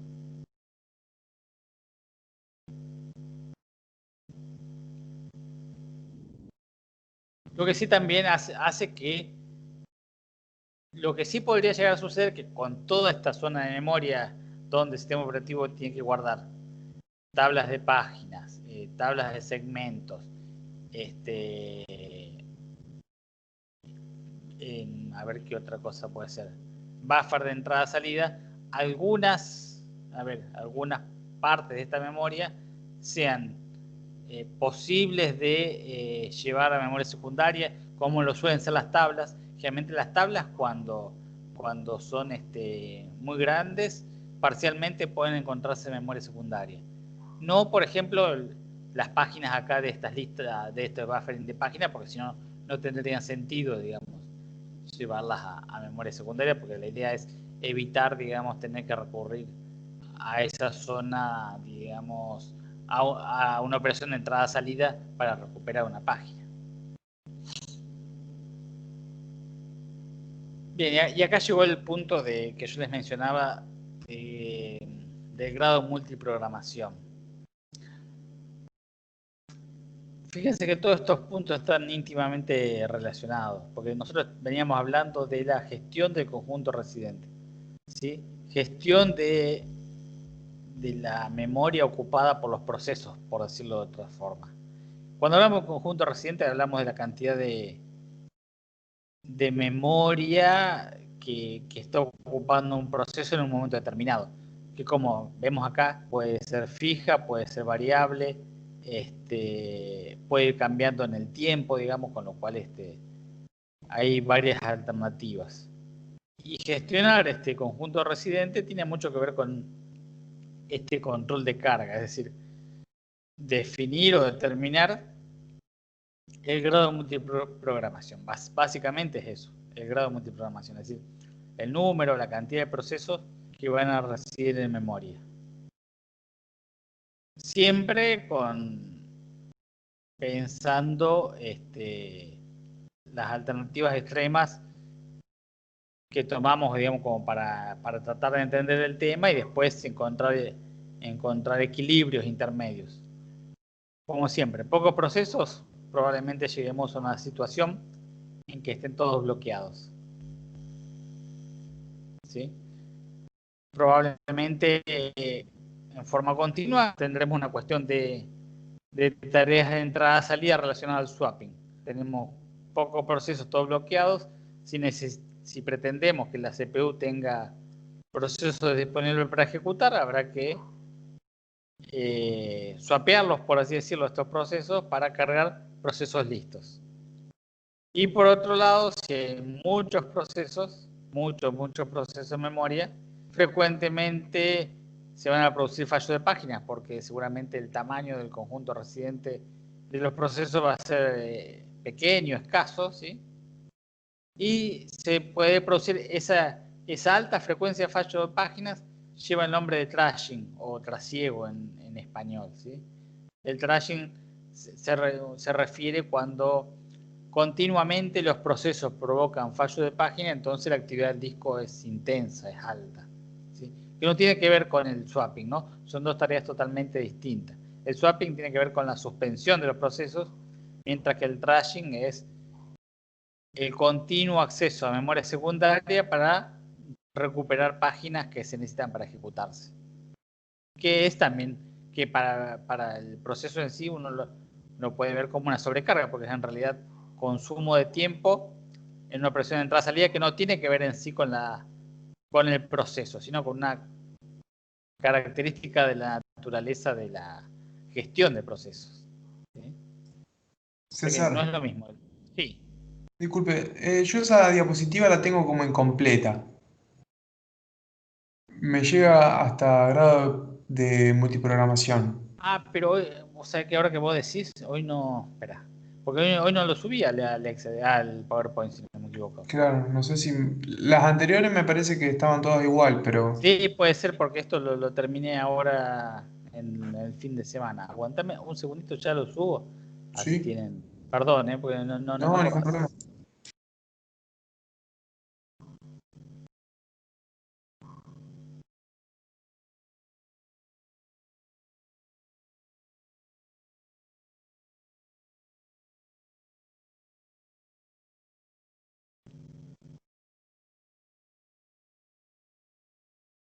Ahí está, y andamos por la 42.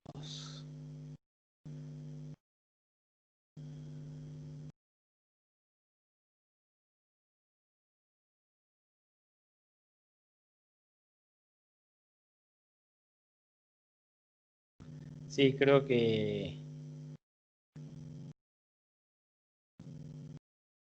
es muy probable que desde acá más o menos esté modificado en este.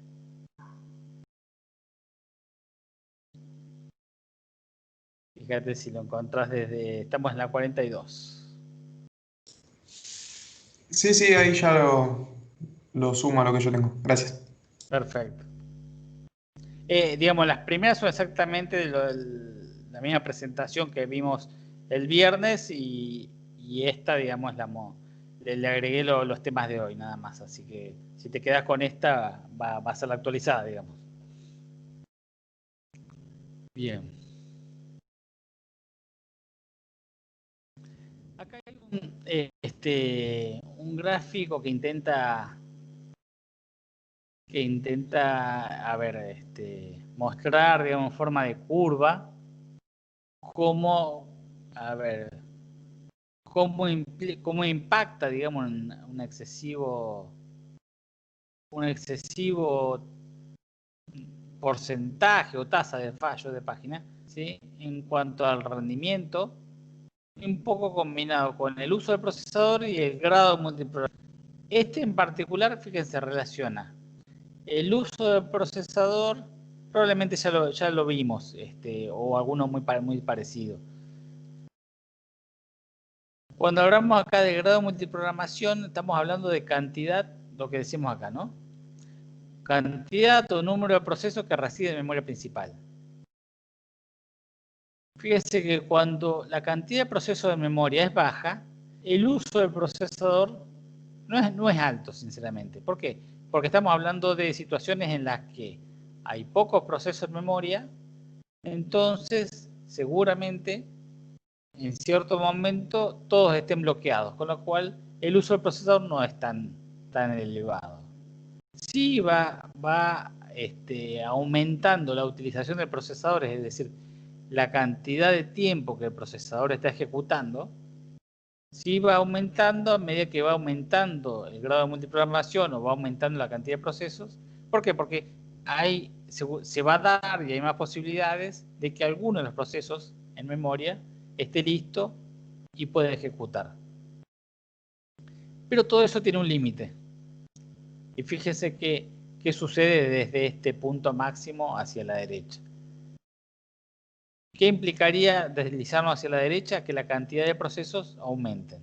Es decir, que si acá teníamos, por decir un número, 100 procesos, acá pasemos a tener 130. ¿Sí? Va a llegar un punto en que la curva cae y aceleradamente cae. ¿Por qué? ¿Por qué sucede esto? ¿Qué variables entran en el juego? ¿Qué les parece a ustedes? Tiene poca memoria por proceso, mucho fallo de página, mucha operación de entrada-salida. Tiene muchos procesos, poca memoria asignada a cada proceso y que el hecho de que haya poca memoria asignada a cada proceso, probablemente a cada proceso genera continuos fallos de página. O sea que se va a pasar más tiempo el equipo resolviendo fallos de página que el procesador ejecutando. ¿Sí? Recuerden que cada proceso que genera un fallo de página pasa bloqueado también. Con lo cual se va a dar esa situación. Muchos procesos bloqueados, ¿por qué?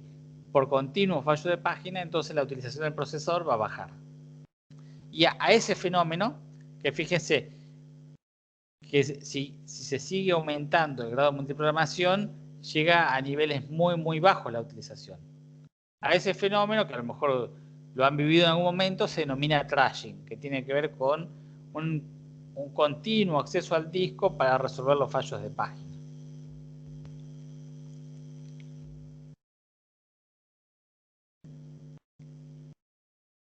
¿Qué hacer en ese caso? Y a esto apuntamos con el control de carga con la gestión, digamos, del conjunto residente y estos temas que están íntimamente relacionados. ¿Qué hacer en este umbral, en este lugar, digamos, donde el excesivo grado de multiprogramación genera una baja utilización del procesador? Es decir, poco trabajo real, por así decirlo. ¿Cuál es la solución? Controlar esa carga, ¿sí? Controlar esa cantidad de procesos. A ver, ¿de qué manera? Una es disminuyendo el grado de multiprogramación, es decir, de alguna forma trayendo este número a la zona más céntrica de la curva, como para levantar el porcentaje de utilización. ¿De qué manera? Suspendiendo uno o más procesos. Imagínense, estamos en esta situación, en esta zona de la recta, ¿sí? Del eje X. Estamos en una situación que el grado de utilización es bajo y el grado de multiprogramación es alto.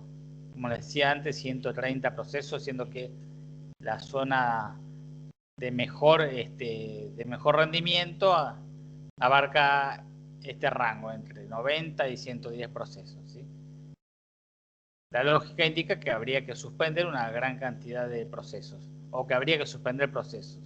Evidentemente, con esa única decisión ya estaría mejorando el comportamiento de la curva. Así que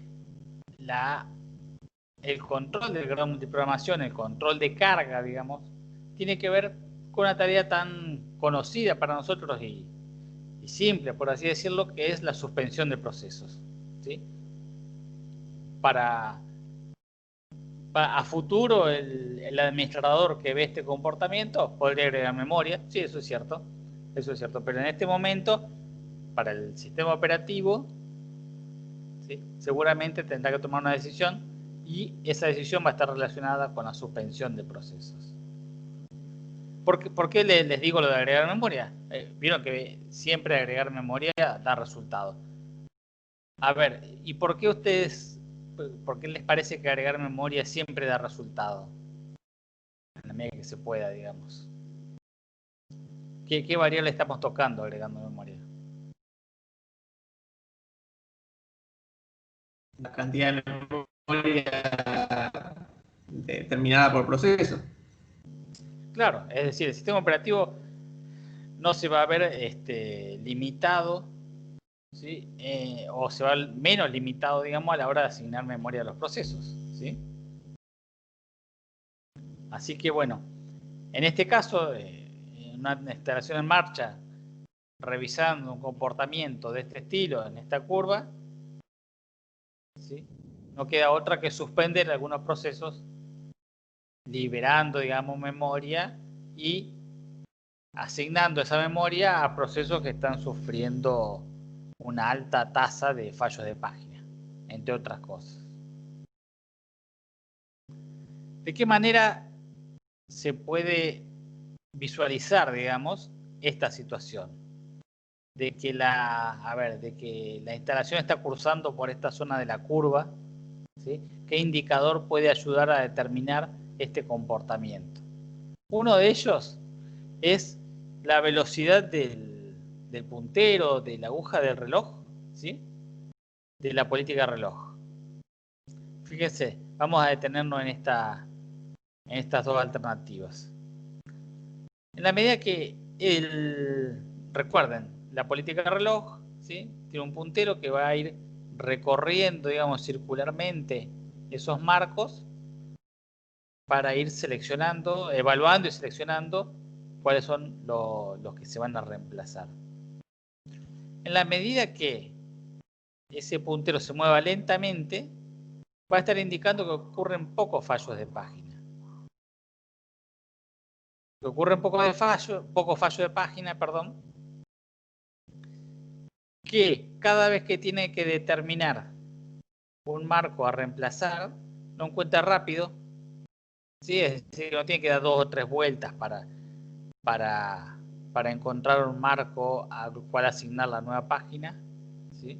Y que encuentre rápido un marco está significando, está implicando que ya hay páginas que no se referencian, que no se usan y que son buenas candidatas a reemplazarse. De esa manera se puede determinar, ¿sí?, que el grado de multiprogramación puede incrementarse.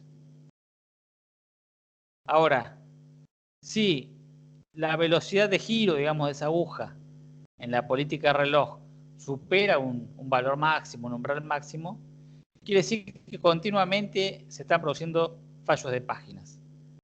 Y junto a eso, ¿sí?, le está siendo difícil encontrar páginas a reemplazar.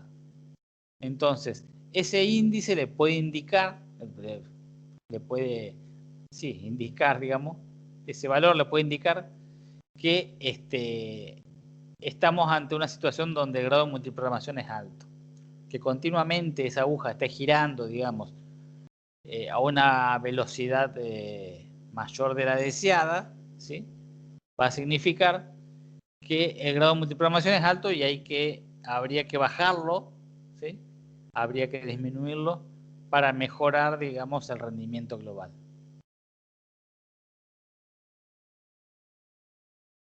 Bueno, esto en realidad explica lo que decía acá en cuanto a cómo la política de reloj puede colaborar, digamos, ¿sí?, en determinar si el grado de multiprogramación es el correcto, es bajo o es alto, que es lo que nos interesa ver ahora, o qué es lo que estamos tratando, charlando, que tiene que ver con el control de carga. Es decir, tratar de definir un punto óptimo, digamos, en cuanto al grado de multiprogramación. Generalmente, cuando el grado de multiprogramación cuando la velocidad del reloj, digamos, es baja, el grado de multiprogramación puede incrementarse. Eso es beneficioso, digamos, para la instalación en sí. Eso va a generar que pueda haber más procesos en ejecución, ¿no es cierto? Porque el grado de multiprogramación tiene que ver con eso, obviamente, y va a, digamos, seguramente a permitir que más procesos nuevos pasen a admitirse. El tema del cual veníamos mencionando es el otro extremo, cuando el grado de multiprogramación es alto y no queda otra alternativa para mejorar esto que la suspensión de procesos.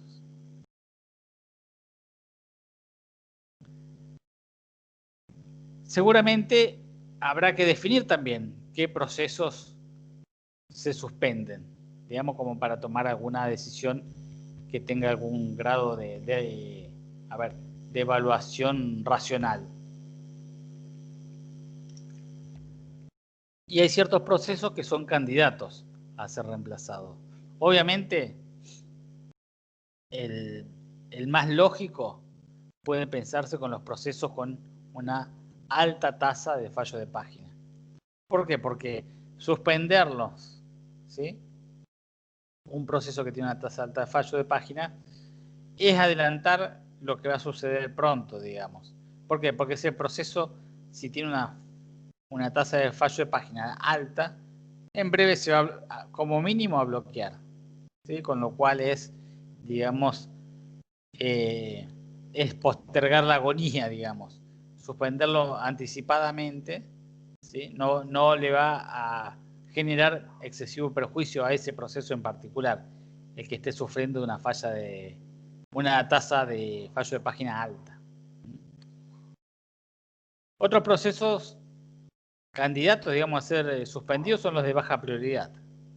Los procesos de baja prioridad, en un esquema, digamos, con un alto grado de programación, son los más perjudicados, con lo cual perjudicarlos aún más a través de la suspensión tampoco cambiaría en exceso su comportamiento, su vida.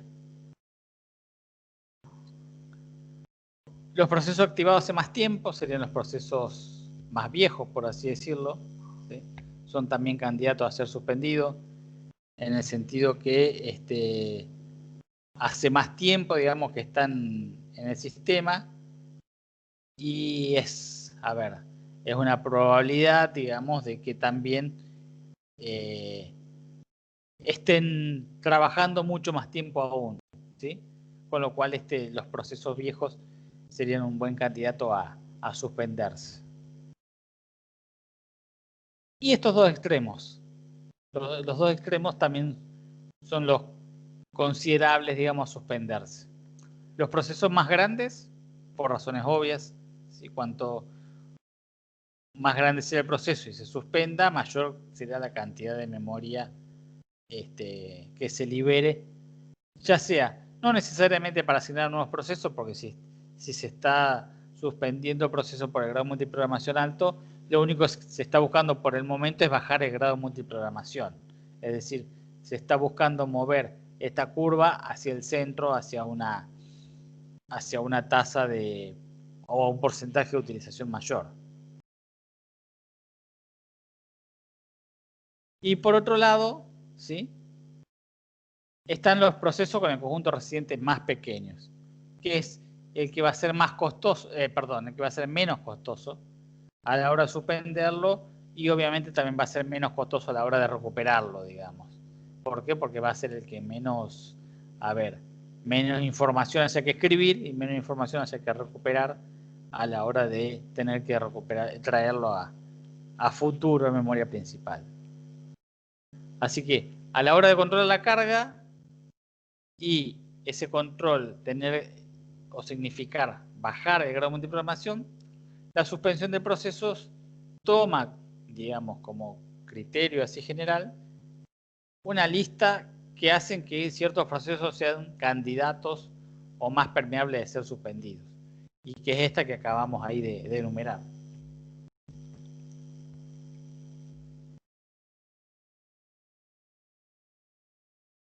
Bien.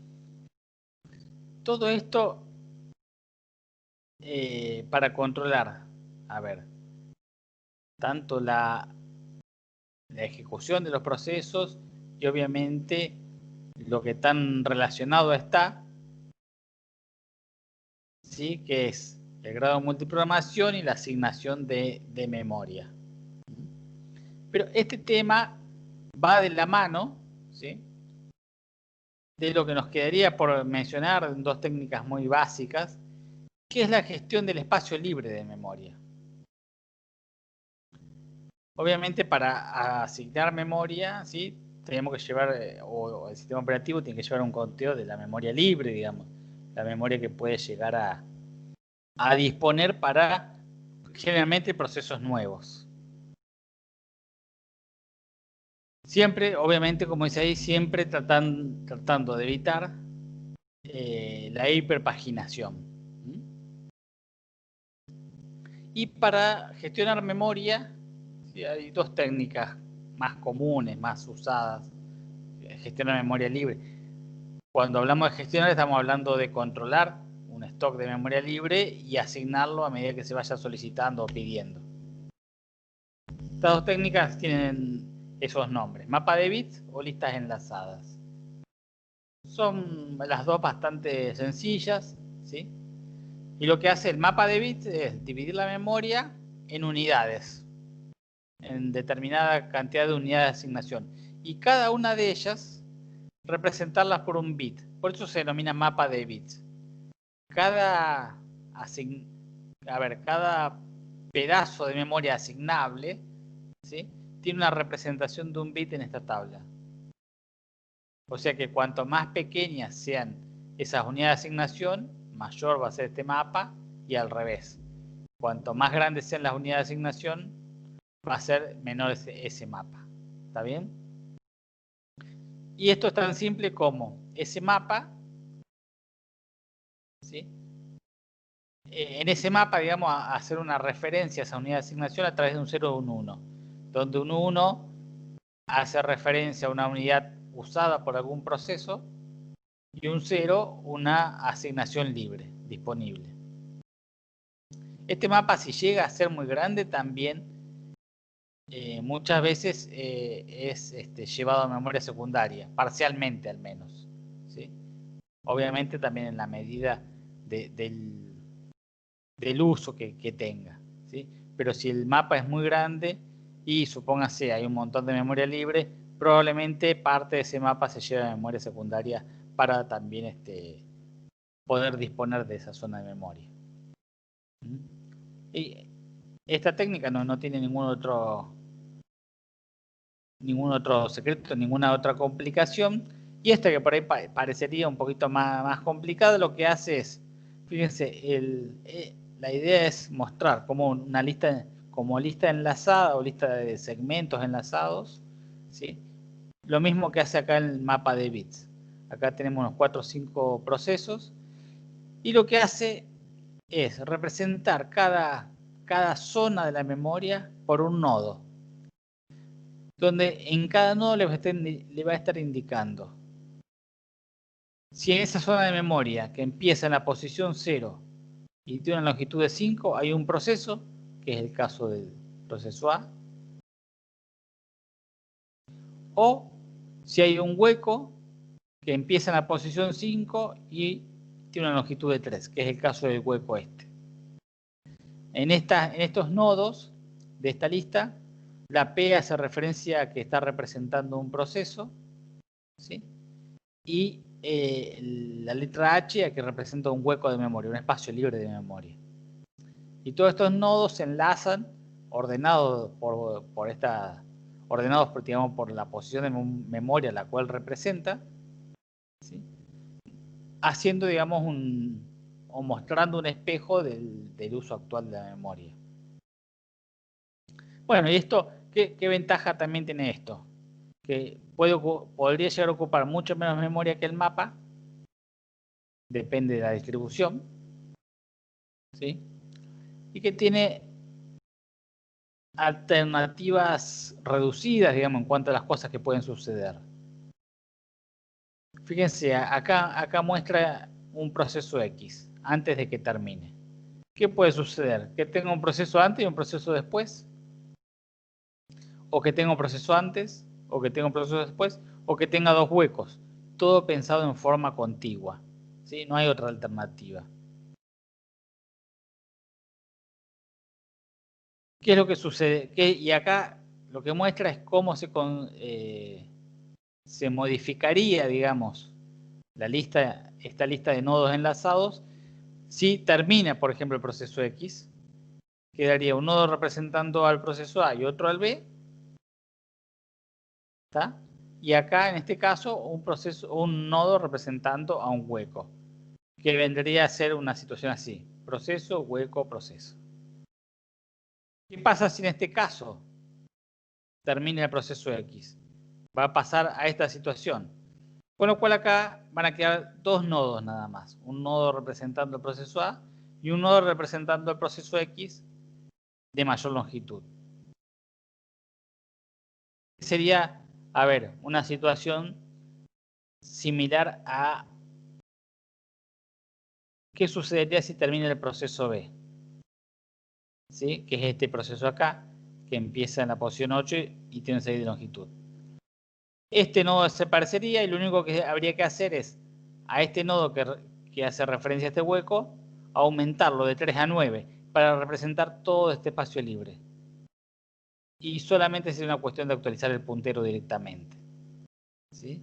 Acá parece un tanto más complicado, digamos, pero en realidad lo interesante de esta estrategia es que que se implementa, digamos, actualizando punteros en los distintos nodos y nada más. Con eso se resuelve, digamos, el resto de las operaciones. Fíjense este caso. Tenemos un hueco y dos procesos, el X y el B. En el caso que el proceso X termine, va a suceder que va a quedar un nodo representando un hueco mayor seguido del proceso. Que sería, supónganse, lo mismo. En el caso que el proceso B termine, este hueco se extendería y lo seguiría aquel nodo representando el proceso C. De esta manera se podría tener, o se tiene más que nada, un registro de procesos y huecos distribuidos en la memoria con una estructura fácil de recorrer.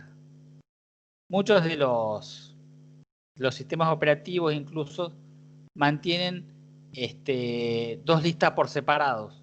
Una para procesos, digamos, o sea, memoria asignada, y una para huecos asignados, que trabajan obviamente en forma conjunta. Pero también existe la posibilidad de que sea una única lista y cada nodo identificado con la naturaleza de lo que está representando, digamos. La otra alternativa sería tener una lista con solamente nodos con la P y otra lista con nodos con la H, ¿sí? Eso daría la ventaja de que en realidad ni la P ni la H serían necesarios en cada nodo porque ya se sabe qué representan, ¿sí? Y sería fácil de recorrer la lista de los H a la hora de tener que asignar memoria. Bueno, y creo que era lo último que quedaba de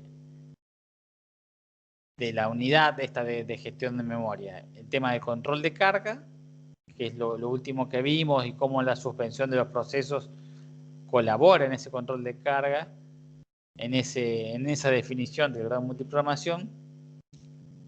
Y bueno, y cómo se va asignando memoria en la medida que se necesite asignar y haya memoria libre, digamos. De no haber memoria libre, se va a aplicar alguna técnica de reemplazo combinada con las políticas de alcance y de asignación, ¿sí? Y en base a eso después se va a definir qué marco se va a sobreescribir, digamos. Esto de gestión de memoria libre tiene que ver con la situación en que en realidad hay marcos libres, ¿sí? Y se pueden llegar a seguir asignando hasta un determinado umbral.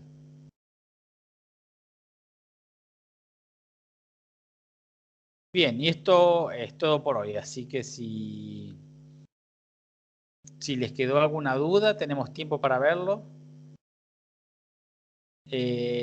Ahí, me faltó ahora que me doy cuenta, este último tema, subir desde el PDF también, que en el campus está. Este PDF de este último tema está sacado de otro libro, porque el libro de Stalin no tiene, no sé por qué no tiene este tema. Así que este está sacado del libro de Tannenbaum. Pero bueno, también son las páginas referidas solamente a este tema. Todas las otras ya estaban en el campus, incluso acá en el Skype.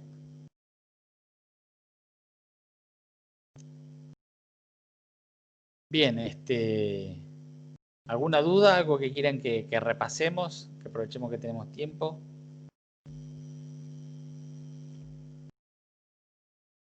Ya les digo, este es el último tema de gestión de memoria y después vamos a pasar a gestión de archivos desde el viernes.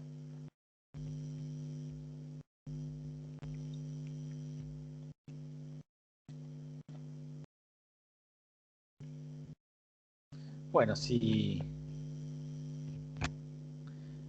no, los libero al que necesite o que quiera retirarse, y nos estamos viendo el viernes. Que tengan, sí, todas buenas noches y a cuidarse, por favor.